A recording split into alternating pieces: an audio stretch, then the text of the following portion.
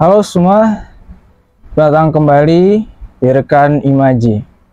Ruang untuk Imaji yang bersemarak. Gimana kabar teman-teman semua? Ya, saya harap kalian baik-baik aja, sehat selalu, selalu bahagia. Udah lama saya pending buat konten ya, karena emang banyak banget urusan.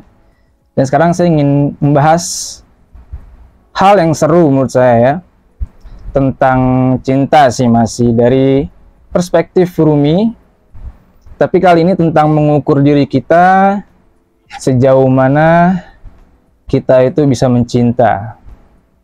Ya, cinta tuh nggak ada habisnya gitu. Kita hidup cuma sekali, ya eman-eman kalau kita nggak tahu batas kita tuh di mana dalam merasa. Begitu soal cinta. Oke, bismillah ya. Udah lama soalnya nih nggak bikin konten, jadi rada kaku lagi gitu. Jadi ada 3 hal yang mau saya bahas secara singkat di video kali ini. Tapi sebelum saya mulai, bagi teman-teman yang nonton yang belum subscribe, silahkan di subscribe. Dan teman-teman bisa juga kalau ada yang ingin bantu donasi, bisa donasi via Saweria, linknya ada di deskripsi. Oke, sebelum masuk ke pembahasan inti, saya ingin mulai dari kata-kata Hafiz Rozi tentang bahasan cinta ini. Jadi saya membaca satu kalimat dari Hafiz Rozi, salah satu sufi terbesar juga, populer juga syair-syairnya. Dia memberikan pandangan unik tentang cinta. Jadi dia mengatakan seperti ini. Ini saya parafrase ya. Dia bilang seperti ini. Tidak peduli sebanyak apapun buku tentang cinta yang engkau baca, aku khawatir engkau tak pernah mengerti tentang cinta. Jadi maksudnya adalah cinta itu tidak bisa dipahami dengan buku dan banyaknya teori. Kan sama ini kita selalu menilai cinta tuh dengan teori, dengan tanda-tanda, ya terus apalagi. Banyak lah ya dengan asumsi kita sendiri. Nah, sedangkan dari Hafiz Rozi itu beliau mengatakan bahwa cinta itu bukan dunia teori, melainkan dunia rasa. Jadi kalau kita ingin paham tentang cinta, ya caranya cuma satu, jatuh cintalah, baru kita bisa paham gitu. Jadi unik ya, para filsuf, para sufi itu menggambarkan cinta itu ya bikin kita terus mengasah pikiran kita agar kita tuh bisa terus mencari makna demi makna, apalagi itu tentang cinta yang dimana ya cinta itu nggak sembarangan kan, sakral ya, karena kalau salah ngasih punya efeknya fatal. Oke, jadi itu buat pembukaan ya. Saya mulai dengan kalimatnya Hafiz Rozi karena emang ya menarik ya. Beliau bilang cinta itu bukan dunia teori ya. Jadi ya tidak peduli berapa buku yang kita baca yang bahas tentang cinta, ya kalau mau paham cinta ya jatuh cintalah, baru kita bisa paham gitu. Nah, saya ingin bahas 3 tanda penting cara ngukur diri kita itu sudah menjadi pecinta atau belum. Jadi kan tadi di awal saya singgung bahwa cinta itu dunia rasa, bukan dunia teori dari Hafiz Rozi ya. Nah, sekarang ketika kita benar-benar tenggelam dalam cinta, ada tanda-tanda tertentu yang kita bisa meyakini bahwa itu cinta. Nah, apa aja tandanya? Yang pertama, tanda yang bisa kita lihat untuk mengukur diri kita ini sudah mencintai atau belum, itu adalah konsisten dan sabar. Ini pandangannya Maulana Rumi. Jadi Maulana Rumi itu dalam satu bait Masnawinya dia mengatakan yang mencintai itu konsisten dan sabar. Dia tidak berpindah-pindah tempat. Jadi memang benar-benar kalau udah jatuh cinta dengan sesuatu ya dia tetap di sesuatu yang dicintai tersebut. Nah, jadi kalau kita mengukur kita ini udah benar-benar cinta akan sesuatu yang entah dengan pasangan atau dengan ilmu, kan cinta itu banyak ya. Selama ini kan kita selalu membatasi cinta, ya mentoknya hanya kepada lawan jenis gitu kan. Padahal cinta itu bisa banyak, bisa luas. Nggak harus hanya dengan tentang lawan jenis, bisa ke teman, ke keluarga, lalu dengan benda bahkan sekalipun ya bisa gitu. Makanya memang perlu kita gali bareng-bareng, kita pahami bareng-bareng bahwa makna cinta itu luas gitu, tidak sesempit yang sering kita pahami. Nah, konsisten itu adalah sesuatu keadaan di mana kita itu tidak terpengaruh dengan perbuatan faktor dari luar. Ini unik, kenapa Rumi mengatakan orang yang mencintai itu konsisten dan sabar. Karena konsisten itu ya, orang itu punya prinsip gitu, yang dimana dia berpegang teguh kalau hal ini tuh ya emang yang membuat dia indah dan yang membuat dia mencinta. Jadi dia nggak pindah atau nggak gampang goyah perasaannya. Jadi itulah yang dimaksud Rumi itu konsisten. Jadi dimana kita itu tidak merasa capek, tidak merasa disia-siakan, tidak merasa tidak dihargai ya, karena memang pandangan tiap orang kan berbeda-beda nih dalam mencintai. Nah, Rumi itu soal cinta, dia menggambarkan cinta itu tidak terpaku seberapa kita lelah atau kita berkorban. Jadi ya berikan aja. Kita berkorban, kita memberikan yang terbaik, dan nanti lama-lama itu menjadi konsistensi gitu. Kita menjadi terbiasa dengan hal itu. Jadi nggak ada perasaan yang istilahnya capek, lalu ngerasa effortnya itu cuma salah satu pihak. Nah, kalau kita masih merasa kita itu masih terpengaruh, dikit-dikit merasa kok nggak sepadan ya, udah ngasih ini tapi dia nggak ngasih yang saya kasih gitu. Nah, itu kita belum bisa dibilang cinta sama sesuatu tersebut, karena kita masih merasa harus ada timbal baliknya. Sedangkan yang para pandangan orang-orang yang jatuh cinta beneran, ya nggak ada prinsip atau namanya tentang timbal balik. Cinta ya udah kasih aja, tanpa perlu merasa rugi atau merasa disia-siakan. Lalu sabar pastilah ya. Setiap orang yang udah merasakan cinta beneran pastinya menyarankan bisa sabar gitu ya, untuk sabar.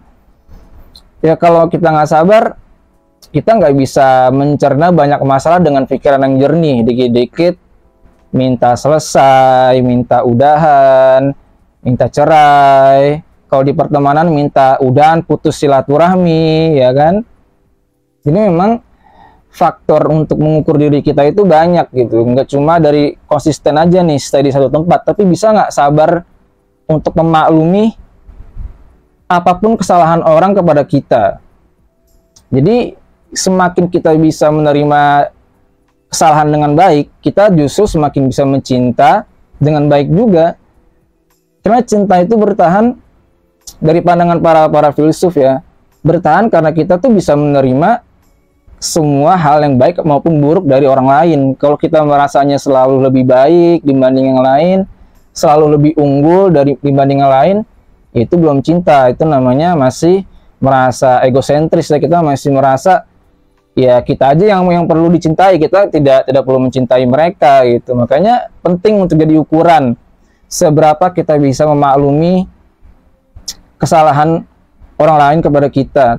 Tapi ini sebagai ukuran aja, biar kita bisa melihat sejauh apa kita ini benar-benar tenggelam dalam cinta. Itu yang pertama.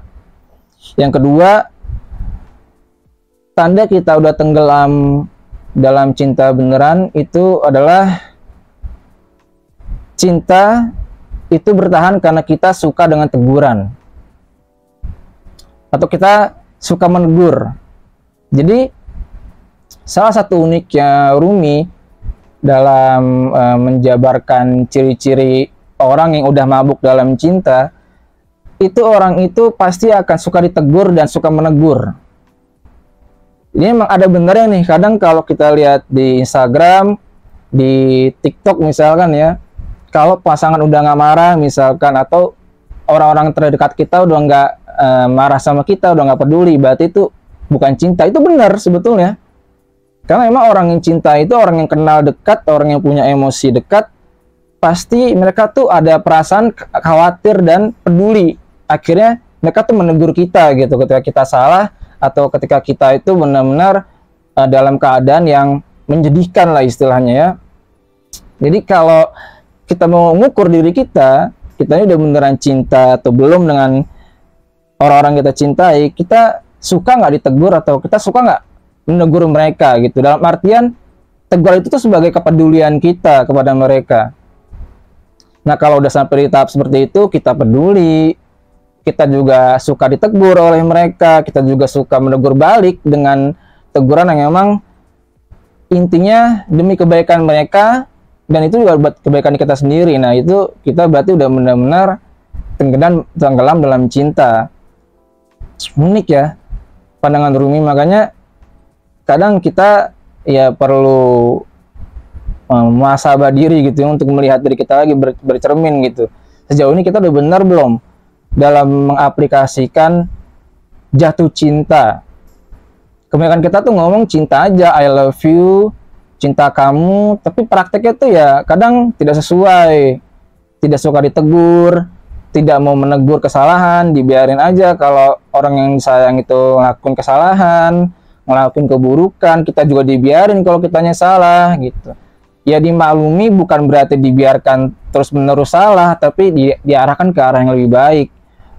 Nah ini salah satu tanda cinta itu tetap tinggal gitu, tetap ada. Ini kalau kita nggak suka ditegur dan kita tidak suka menegur, berarti udah ciri-ciri kita belum bisa ke level mencintai dengan baik. Itu ciri-ciri kedua. Selama ini kita pahamnya ya sebatas dasarnya aja gitu kan. Kalau dia nggak marah, dia nggak peduli, dia nggak sayang. Sebetulnya lebih dalam gitu ya.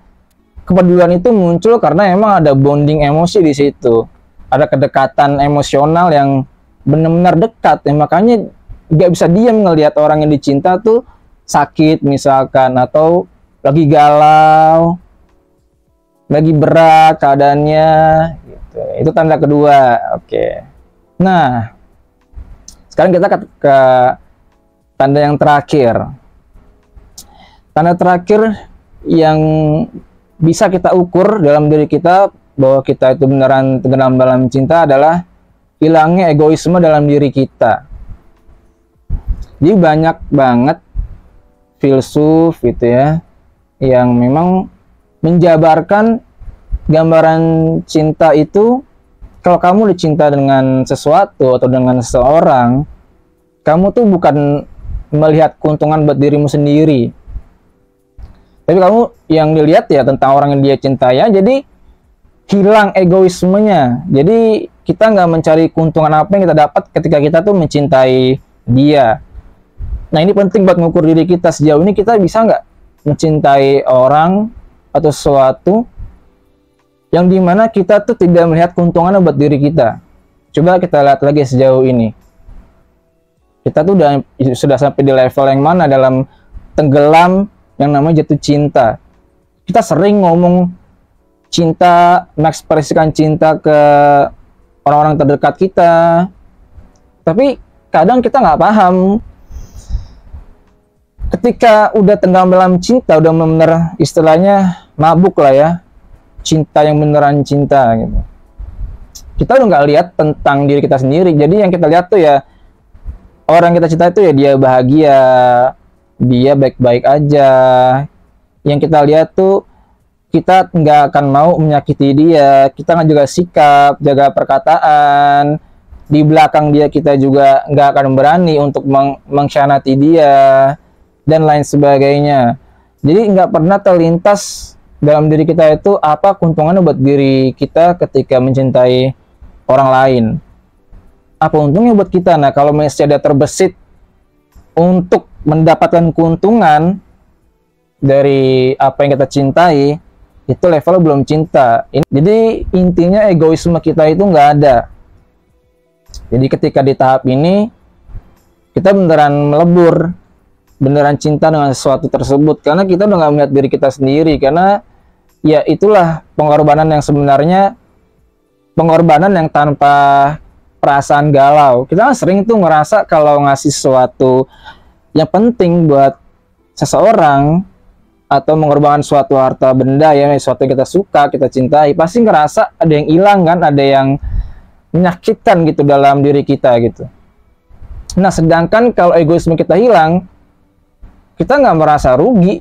Effort segimana gilanya pun, sehabis-habisnya, pokoknya hingga titik darah penghabisan, kita nggak merasa galau.